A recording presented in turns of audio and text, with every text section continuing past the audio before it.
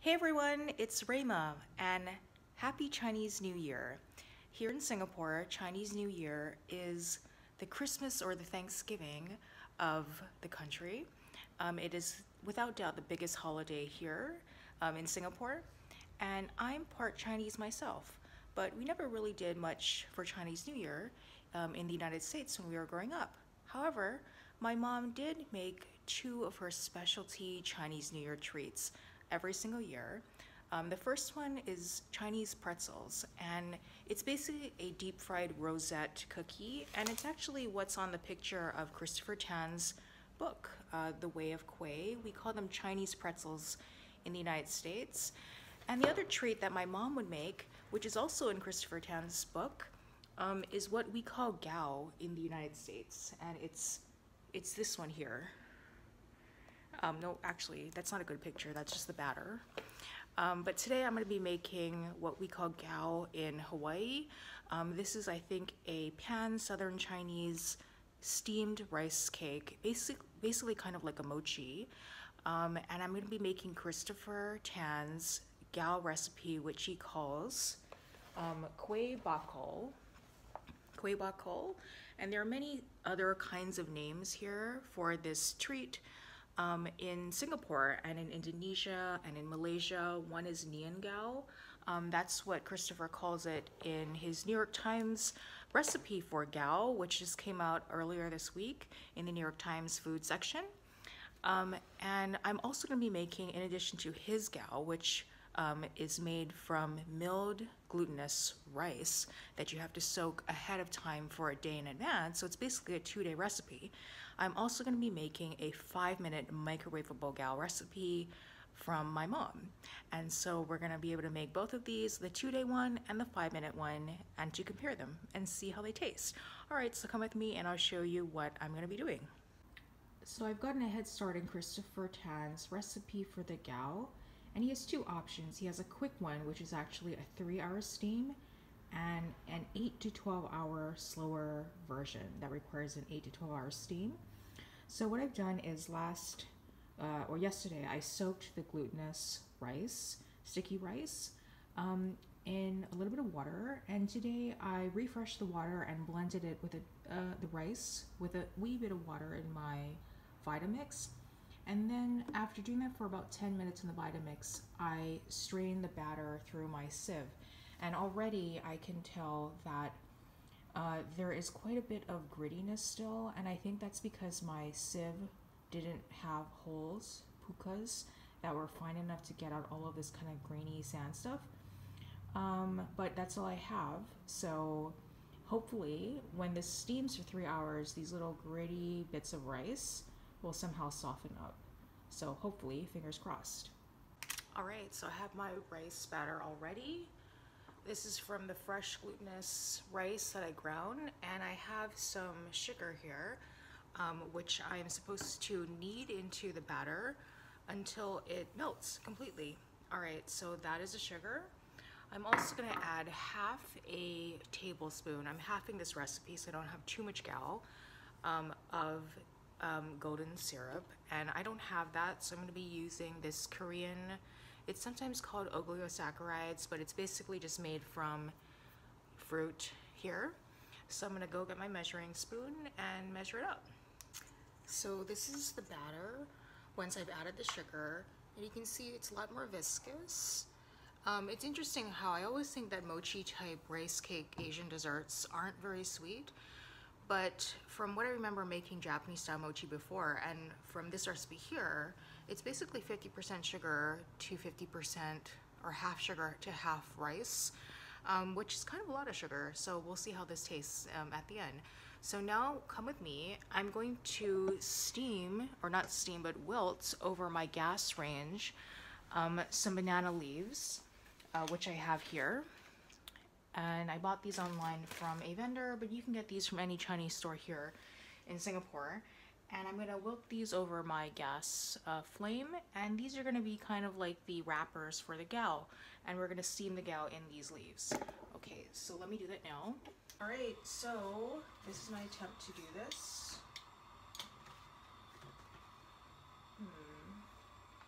Yeah, I'm thinking maybe the heat should be higher.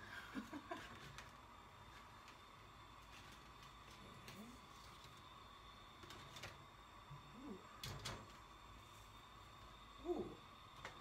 Okay. That looks pretty wilted to me. Now we're gonna do that for the rest. So here are my wilted banana leaves. You can see that where it hit the flame, it's a little bit darker and wiltier.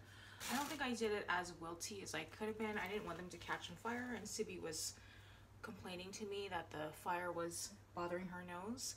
So I'll let these cool completely, and these will be the wraps for my Christopher Tan version of the gao. Interestingly, in Hawaii, we use tea leaves from the tea plant, as the external wrap for the gao, and I don't think people use that here. And I can't get tea leaves here, so for my mom's 5-minute microwave gao, we're not going to be using tea leaves. We'll just be using nothing for that one. So I've just spent a whole bunch of time preparing my ramekins for the steaming. So what I did was I wilted the banana leaves, and then I cut out 2 circles per ramekin. I'm using the teeny ones and the extremely teeny ones. And then what you want to do is you kind of want to take a square or a rectangle that runs the entire length and a little bit more, and maybe about twice as high as a ramekin. And so you put down 1 circle first, you wrap the rectangle around, you fold it inside, and then you stick the other circle on the inside to kind of hold everything together. And as Christopher Tan recommends, I'm kind of using these weights, or I'm using cans. This is ginkgo nuts. This one is Gardein. Plant-based sauce is sausage gumbo, and it was ungodly $8. Can you believe that? And I'm using whatever chickpeas to kind of weigh everything down, and I'm just using another ramekin to kind of weigh this one down. All right, so then I'm going to get these all filled, about 60% says the book, and steam them for 3 hours. So here they all are.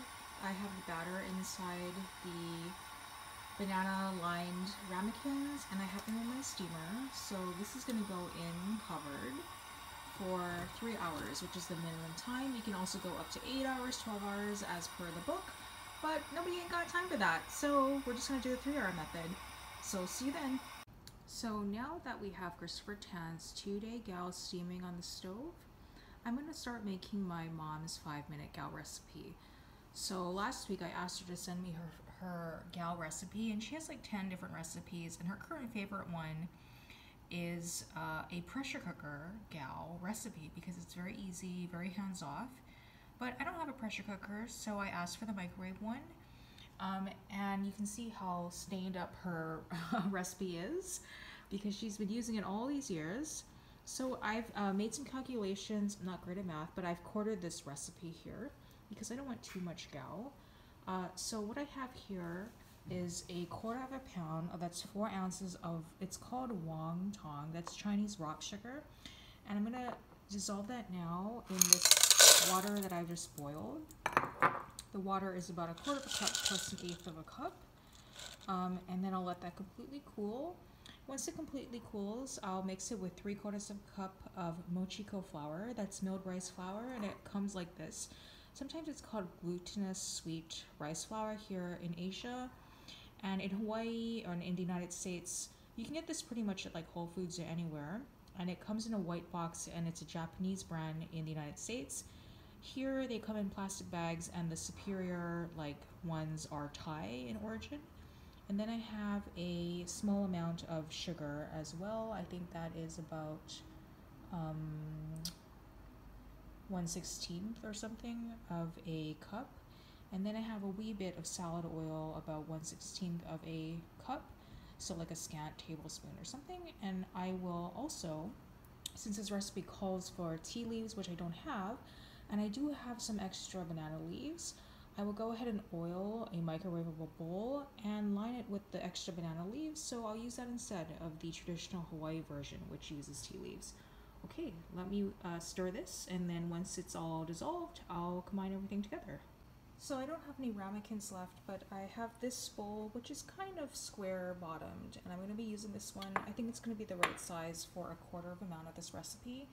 So I'm just going to oil the bowl, And because my mom's 5-minute recipe doesn't say how to line the bowl with tea leaves, I'm just going to do the same method that I learned from Christopher Tan's book, where I just put this in first, then I wrap the square around, fold it in, and then put the other circle on top. The only difference is that this recipe requires you to oil both the bowl first, then every single leaf as well. So I'm going to do that.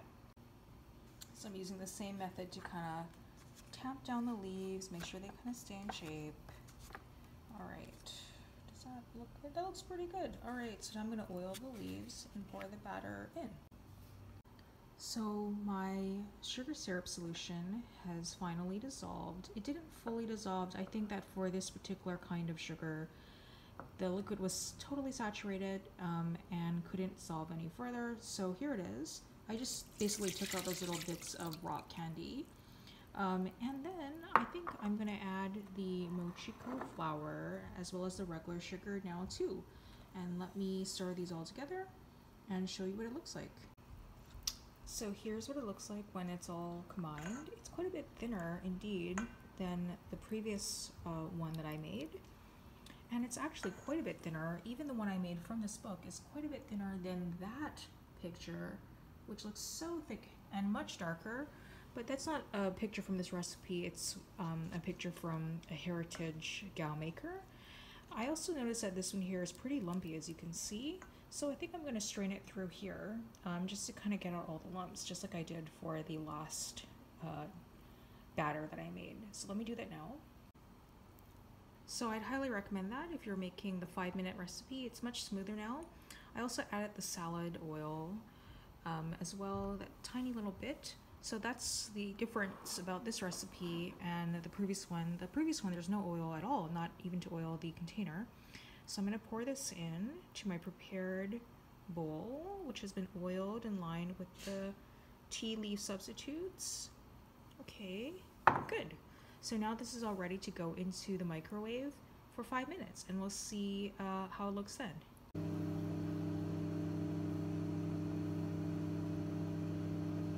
Alright, so here's the microwave version. It's been in for 5 minutes. And already I can see that it's mottled at the top. It kind of puffed up like a souffle, and then it kind of popped back down. And it's white, except for kind of like a browning at the top, but that's more like scorching for the microwave. And gao is really supposed to be this brownish color, kind of like this. So I think that if you wanted that color, which is traditional and comes from the steaming, you would have to start off with brown rock sugar to give it that kind of color, because it doesn't really get that from the microwave. And I have a little rubber band around the outside because the leaves shrank down considerably in the microwave and kind of started popping off. So I'm just going to do that. So I'll let this cool completely, and then I will unmold it.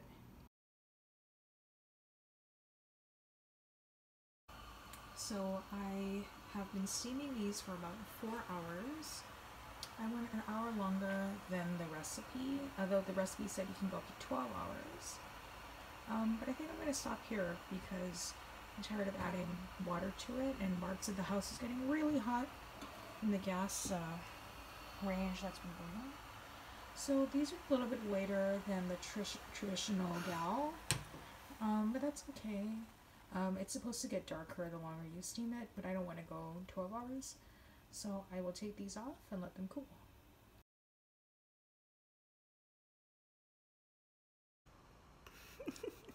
Alright, so this is the mini one. This is the one from Christopher Tan's book, and I spent 2 days making it. So now this is day 3. I've let it sit overnight. And I only steamed it for 3 out of like a total of 12 hours, and he said you could do any amount within that range. And already I can see that it is extremely sticky compared to most gao that I've had before. And that's maybe because I didn't let it sit. Some people, my mom insists that gao tastes the best at day 3, and that every day you're supposed to kind of let it sit outside in the sun to harden and wipe it off every day with a wet cloth to make sure all of the dust and the mold gets wiped off. So I didn't wait that long, so it's much wetter, and it stuck to my finger, so let me give it a try.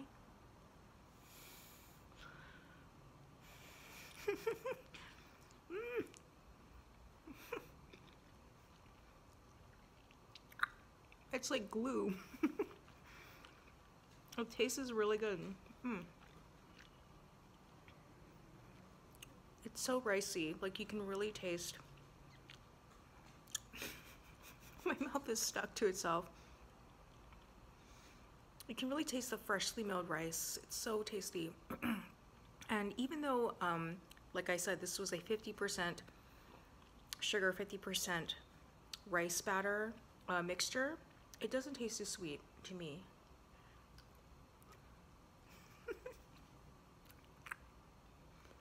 My mouth is stuck to it though. It's much softer than the regular gal that I've had. It also was super sticky and I had a hard time getting it off the banana leaves because the recipe did not call for it to be oiled. So I felt like I lost a little bit of the gal to the leaf part.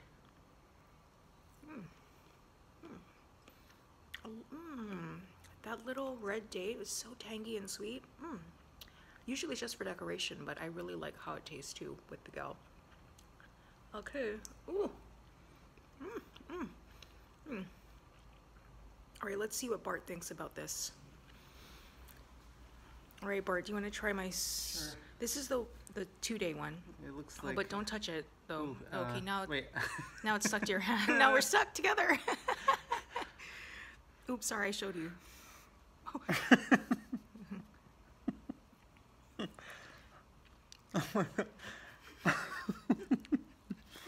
It's not supposed to be this sticky. Did you just want to shut me up or something by gluing my mouth together? You have to wash your hands after. Man, it tastes good. It kind of reminds me of amazake or even sake, sort of kind of a fermented rice flavor. It tastes good, but it's impossible to chew. You want some too, Sydney? What do you think of it?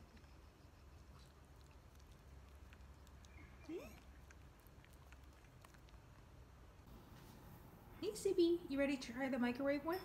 Yeah. All right, so next up is my mother's 5-minute gal recipe. I quartered the recipe. She got it from her work friend way back in the, like, 30 years ago. And this one came out from the banana leaves beautifully because I oiled it. This is how it really should look, and it's not sticky at all on my hands. Maybe because of the oil, and also it's quite a bit firmer. So it's still pretty soft for gal, but it's within the range of what a gal should be in terms of texture. All right, so let me try it.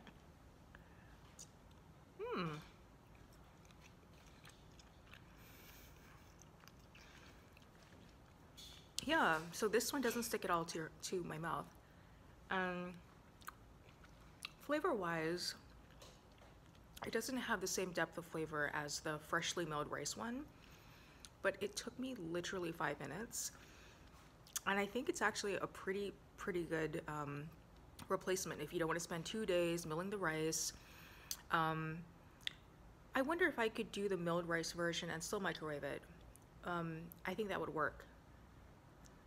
Oh, I showed my mom this picture, and I was asking why it was so pale, because normally gal is brown, and she said that I was supposed to use the brown Chinese rock sugar, and I used the white one. So if you want that traditional dark brown taste or look, that apparently, according to Christopher Tan, comes from steaming over a 12-hour period, but you want it right away in the microwave, use the brown sugar to begin with. And another tip is maybe don't quarter the recipe like I did. Make sure you just do it all in one big container, because I think the top got a little bit scorched and a little bit mottled because the sort of volume of the batter wasn't the full recipe. But it actually tastes totally fine. So if you're in a pinch and you have pre-ground mochiko flour and you don't want to spend 2 days milling the rice yourself, this 5-minute recipe from my mom's friend from way back in the long time ago era, I think it's great. Pretty good. Bart, would you like to try the 5-minute one? Sure. This one's way less sticky, different right? texture. Yeah.